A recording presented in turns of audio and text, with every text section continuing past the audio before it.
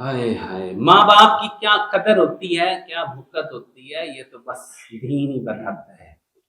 ورنہ ماں باپ ابھی جاپان میں وہ جو بڈھا مرا ہے، اس کی وہ لاش ابھی جو نکلی ہے، وہ صرف فرش پر جو ہے اس کی لاش کا نشان موجود ہے، پتہ نہیں 2.5 سال بعد اس کے گھر میں کوئی گیا ہے تو وہ مر چکا تھا، فالج ہو گیا تھا، تو اس کی لاش کا صرف ایک ہیولہ سا موجود ہے۔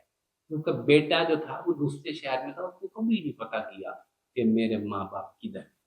دین بتاتا ہے نا ماں باپ کیا ہوتے ہیں، ماں باپ کے ساتھ کرنا کیا ہوتا ہے۔